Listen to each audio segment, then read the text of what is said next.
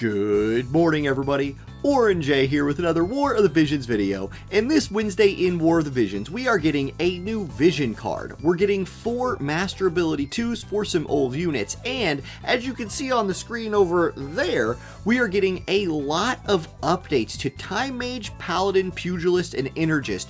2 of those jobs, Time Mage and Paladin, you kind of see everywhere, so it's worth checking those out, going a little bit deeper into them. Now, I'm not going to start there. I'm going to start with the new vision card we're getting and the master ability 2s. But before I do any of that, I do want to give a shout out to the Salt Squad family of guilds, and particularly mention that we have some guilds recruiting right now in the guild rank 50 to about 100. So if you're a newer player or somebody that's never really considered like Guild Wars an important thing, but you'd like to try them out in a semi-competitive environment, those guilds are recruiting right now. We do have vacancies. We got a lot of guilds in the Salt Squad. It's an amazing family of guilds to be a part of.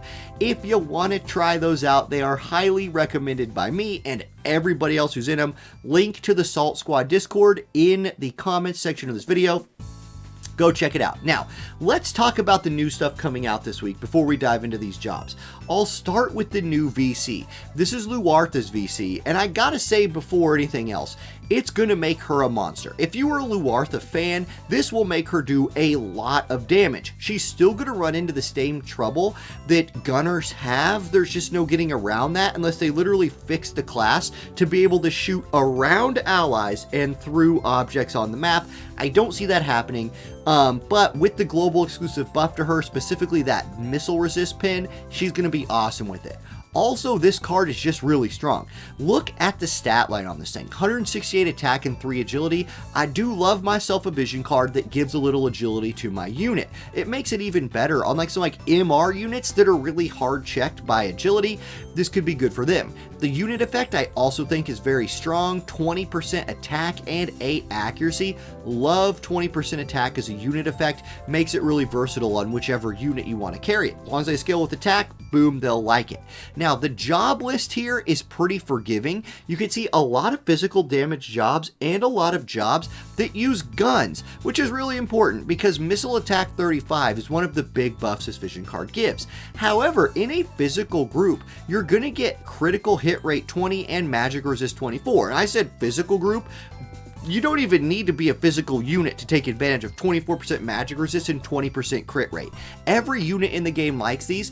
I give this vision card a very high rating. Now, it's a little bit trickier to use. Sure it is, of course. It's one of the job-based vision cards. Here you can see, if it'll load real quick, the jobs who can use it, right? Yeah, look, Kefka's on that list. He's coming pretty soon. One of the Stay Strong members, right?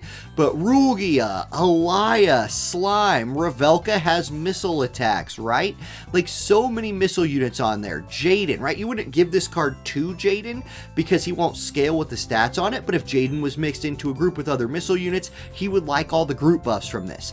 Salir, same kind of story there, has a lot of missile moves. Luartha, Garvall, who's getting a master ability 2 this week. Frederica, lots of good units to take advantage of this card on the list. I think it has some real potential. Okay, let's move on to the master ability 2s. I want to start with Varush. Varush is a unit who has a little bit of a soft spot in my heart. I've literally only used him for a few PvE things, but I always want to use him more. I love his ability as like an anti-magic damage dealer. And his master ability 2 is all about that, buffing up his anti-magic ability and his damage. So previously he had the group buff plus 5 spirit and 15% HP. You can see kind of leaning into that anti-magic thing, but really 15% HP and 5 spirit, not a ton. With the upgrade, the spirit goes to 15, the HP stays at 15, he gets 15% magic resist, 20 more % magic, and AP consumption down 20 for self that is removed after 2 hits received. Now, being a Blade Soul, even though he's a magic scaling unit, he's not one of those, he's not like a true mage that start with all of this AP, so that AP consumption down is really nice for him.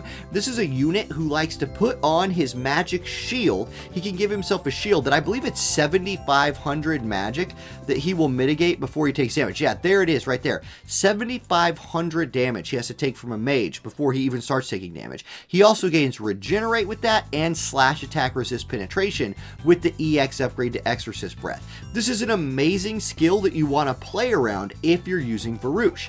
Now, he's better against mages than he was before, so if you're building a wind team or something to go fight a magic team, Varush could really be your guy. If you're a fan of him, he picks up more damage, and magic 20% will also help his healing from white mage. So overall, a really good Master Ability 2 buff on Varush, who is definitely a bit of a niche. Like, he's cost 90, he feels more cost 80 to me. That's Varush. If you like to use him, you're going to get some work out of him, or more work out of him. Now, Garvall. This is probably the biggest name unit on this list, or at least the unit that is played the most. However, his Master Ability 2 is not particularly great. So previously, he had 10% HP and 15 Dark Attack for his group, like basically everybody else in the game, and 20% Magic. All of that is staying the same. What he is gaining is a little bit more tankiness. This kind of draws back to Garvall's initial role, which was a hard to kill, high damage mage, like a dark magic bruiser. They're really leaning into that with him, with giving him more HP, and 15 AoE resist is an amazing and Master Ability upgrade.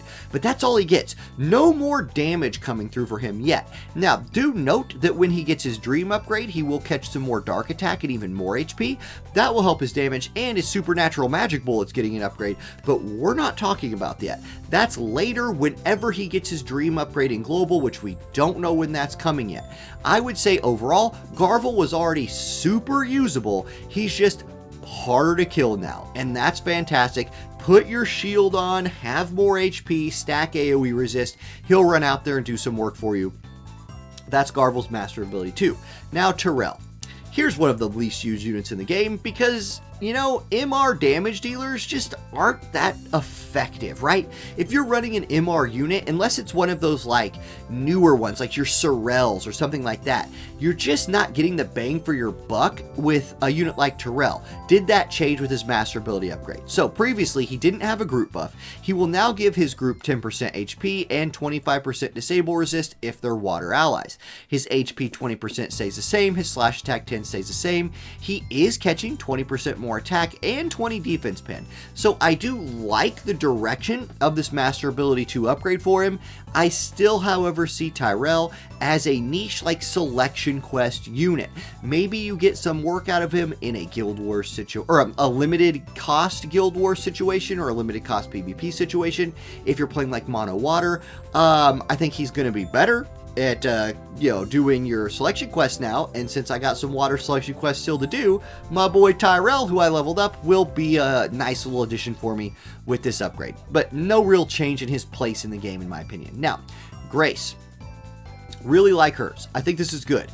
It's another MR unit, but since she's not a main job damage dealer, you know what? An MR white mage can go heal. She might not heal for as much as somebody like a UR white mage, or a, you know, big ticket UR healer like a Yuna. But if you want to do cost limited, I think you could get a lot of value out of something like a support or a tank. So here's a support. Now previously, Grace was all about stacking resists and giving herself a little bit of magic. Those resists stay the same. The magic doubles from 20 to 40. She's also picking up 10 more AoE resist to kind of lean into her tankiness, which is a great thing for a healer to have. And she will give her light allies now 10% HP and 25% toad resist. Also, her Curaga skill is getting upgraded to Curaga Presence. So let's go take a peek at that. Here it is right here. It is a 200%, 210% HP heal, just like before. 4 uses, hits in a diamond AoE, but will now give allies a 15% AoE resistance buff for 3 turns. Really nice. Leaning into Grace's 2 main things: supporting and tankiness. She's getting more of both of those with her Master Ability 2 upgrade. It's nothing flashy. Like, it's just not going to be like, oh, I'm shocked by this and I'm really excited for this or something. But as a cost limited light unit, boom, she's pretty dang good now. And she was already pretty dang good before as a healer. She's better than she was. So there's Grace. Now, that's it for kind of the preview of the new units and vision cards that are coming. Let's talk about these job changes a little bit. And we're going to just go straight down the list. Time Mage, a super impactful job in this game for haste and 4 quicken. Those are the 2 bread and butter skills of Time Mage. Let's see how they are addressed with this job upgrade. We're going to start with Meteor though. Meteor is a Time Mage damage ability that's not used very much, but it's getting a nice buff. It's getting 1 more range, which is cool, and cast speed going to 320. One thing I don't love about another range buff for this is a lot of times you want your Time Mages like chilling in the back doing haste and quickens. By increasing the range on a damage skill, you might need to turn it off to keep your tuning the same for like auto PvP. The buff on this is also, it still does large non-elemental damage, and now it deals significantly greater damage if the caster is bestowed with haste or float. So you're gonna do this, potentially Time Mages get a big DPS spell right here, non-elemental, so a little bit harder to tank, and with the how big is the damage boost with haste on? Because you're not gonna cast float, that's not a thing. But with haste, yeah, a unit like Lemure, AoE haste, how hard is her meteor gonna hit now? We might see. Stop. This isn't a move that the AI won't cast really, so maybe a manual move. It now also lowers AoE resist while the unit is stopped. That's kind of whatever. Quicken, big upgrade. Quicken is getting another use. That's huge. Like, it's very short looking on paper, but Quicken getting 1 more cast is a big deal. That's a big buff for Time Mages. Immobilize is now Immobilized. Plus, the AI will use this. Chance of inflicting Immobilize for 3 turns now lowers agility while immobilized with an increased chance of inflicting Immobilize. This could be kind of good. I still don't see this as something you're going to prioritize over like damage or haste, but okay, that's a good buff to the move. Haste is getting changed to Guard Haste. So now you bestow haste on an ally for 3 turns and raise their defense while haste is in effect. Yep, that's great. Especially considering the primary target for a haste buff, if you're running a tank, is going to be your tank. Because the AI will target the unit with hate. So now you will not only give your tank haste, but they'll get more defense and become tankier. Love this buff. It's very simple, but it's very good. Slow, turning into slow plus. Will now also the lower the unit attack resist while slowed. Again, the AI not out here dropping a bunch of slows, but if they do, they will lower unit attack resist. Maybe, okay, a potential application for this that I just thought of and should have thought of earlier, because I've been doing parent-teacher conferences all day. It's literally 8:30 p.m. I just got home and I'm recording this video. So let me, give me a sec here, but you do slow in PvE, like high score situations sometimes. You often want to use a move that inflicts slow, like a Titus attack that also inflicts slow. But if you want to lower unit resist and slow, perhaps I don't know, maybe you use this move to do it. It's possible. Slow counter gets a range increase to 3. That's low-key kind of important. And then Hastaja, Lemure's EX ability, is getting upgraded. Let's see what this is. So bestows haste on allies, it already did that, and raises defense while haste is in effect. So Hastaja is getting the haste treatment. This is big because like Lemure is already really good. She's now just better. Love it for her. Great buff for her, and overall pretty decent buff to Time Mage. They really focused on the things Time Mage want to do, which is haste and quicken, and then gave him a little bit more damage with Meteor. So that's the breakdown on Time Mage's upgrade. Next up, we've got Paladin. Saintly Wall is getting another use and critical evasion up for 3 turns. Saintly Wall is the physical shield that paladins like to cast. The AI loves to use this ability. Giving it another use is nice, but also raising critical evasion is a significant buff to the survivability of a unit who casts this move.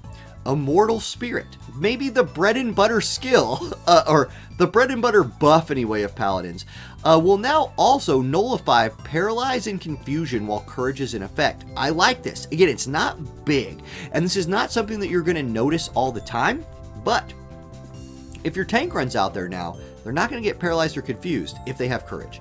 So I really do like that. Good buff to Immortal Spirit. Saintly Cross is becoming cheaper. This move was way too expensive. That is a theme of paladins. Their moves cost way too much AP. It's dropping by 8. It will now also remove all debuffs from themselves, deal medium damage, and absorb a portion of the damage dealt. This move went from absolute garbage to actually pretty usable, right? This is a good move now. 32 is a little steep, but it's an AoE move that could do a lot of healing and remove all your debuffs. I like it. Taunting Blade. This is an upgrade that is maybe years too late, but still really nice. So let me tell you about, if you're new to this game, Taunting Blade used to be one of the only ways in this game to generate hate, outside of equipping like the MR Vision card, Vow of Love, that gave hate back in the day. Units didn't used to start with initial aggro. That's kind of a not new thing anymore, but not an original thing. So you'd have to run somebody like an Engelbert, and they'd have to figure out a way to generate up to 44 AP before they could Taunting Blade, which means they couldn't just rock out there and do it. They're dropping the cost on Taunting Blade by 12. This is a large damage move that hits pretty dang hard. This is a massive upgrade to Taunting Blade. It's big. Look, this is what Taunting Blade needed. Could it have used some more? Sure, but this is pretty good on itself. Then Engelbert's EX job. Retribution Drain will now deal large damage. He already uses this thing a ton and it heals him a lot, so yeah, that's a nice buff for him. And then Titus's EX job ability, Saintly Fortress, gains another use. It now has 3. Bestows a barrier on self that reduces physical damage, increases his hate, and raises pierce for 3 turns. It is now stackable up to 3 times. So that's interesting. He could like cast this a bunch on himself, I guess. I don't know. Titus doesn't get a ton of play. Maybe he should. I don't think he's as bad as some people think he is, but it's still just Titus. This is a really interesting buff. It's a really interesting buff. I wonder how tanky he becomes if he really starts stacking this, especially against Pierce. And does the hate stack? We'll see. I don't know. Pugilist. So, Punchers. Punchers getting an upgrade here. Demon Purger. This is the large damage move that deals more damage based on how much damage you've taken. It gets a very, very important upgrade right here. Since this is a move that encourages you to take damage, the fact that it now heals you just makes sense, right? Have your Ralgor get slapped with a bunch of missile attacks over and over again that he's mitigating, and he's at like 60%, and then he's like, Demon Purger, boom, and then he's full HP. Love it. Love that buff for units like him that you build into like a bruiser. They take a bunch of hits, and then they absorb it all back up with Demon Purger. I like that. Wicked Pummel gets more Maneater. This is, again, a move that the AI will use. Small AoE on this, but more Maneater is nice. Pugilistic Mastery, gaining another use up to 3. Already was a nice strike buff for your allies, defense piercing rate for yourself, and now also gives you unit attack resist for 3 turns. Okay, it's better. You use this move a lot anyways at Pugilist, so I like that. Spirit Breaker gaining 2 range. Winter Venera's EX job ability is Calamitous Collision is getting an upgrade. First, it already lowered defense for 3 turns. Now it will significantly lower healing power and deal large damage instead of medium. Awesome. Like that upgrade. It's a move that you can use in PvE or PvP. And then Lemega's EX ability, a lot of words here, gaining another range, gaining damage upgrade from medium to large, deals large damage to targets within range, increases in damage according to own number of times having taken damage up to 2 times. So now if he's taking damage 2 times, you will gain more damage, and the damage increase gained from taking damage will be further improved. So Lemega will now like pop off a little bit more if he survived a couple of hits. Lemega's decent. We'll see if that's good for him. And then Raldor's EX job getting an upgrade. Where's Jiza? Where's Jiza? Where's Jiza? She's a pugilist. Maybe she's a monk. She might be a monk. Actually, I think she's a monk. Anyway, Raldor's EX job destroys any barrier, still does that, then deals large damage and significantly raises zone defense for 1 turn. So Raldor getting a little bit more damage. He's already a super useful unit anyway, especially against Ice Missile or something like that. Next up, Energist, the last one for today. This is like Garvall's job, right? So Detonation Blast will now lower attack for 3 turns. This is his guaranteed hit move. This is the bread and butter of Energist DPS moves, right? Cross-shaped AoE guaranteed hit move will now also nerf attack for 3 turns. Okay, that's a decent thing. Twin Chi Rupture is getting a nice buff. First of all, it costs 8 less AP. It gains a 3rd use. It now destroys any barrier that reduces magic damage on targets, then deals extra large damage. Oh, this thing's gonna hit even harder now. Popping those magic barriers, doing that XL damage for cheaper, and you can do it a 3rd time. Makes this more of a staple move for units like Garvall to come out there and wreck people with. Chi Barrier is getting a 3rd use and will also raise critical evasion. That's a nice buff. Garvall's EX job move, Spirit Blaster, is gaining another range. I always like more range. Cross Discharge, which is Salir's Sweetheart's EX job ability, gaining another use, and raises her own magic for 3 turns and deals medium damage based on her magic stat. Stackable up to 3 times, magic will be increased further. So her ability to buff her own magic stacks 3 times and will buff her more than it did before. And that was a lot of reading after like a 14-hour day at school. So guys, thank you for checking out this video. Remember, if you're looking for a guild in that like 50 to 100 rank in Pete Guild Wars, come hit up the Salt Squad Discord. Also, my guild Cayenne still has 1 spot available. We had an application today that we're looking at, so we might not have that available by the time you watch this video, but you never know. If you want to join, I'll call us a top 15 to 20 guild. We're sometimes top 10. We win guild raids. If you're into guild raids and you want to get some titles or something for winning guild raids, we them boys. So come on down and check it out. I hope to see you all there. Thank you for watching this video and have a great rest of your day, everybody. I'll catch you next time. Peace.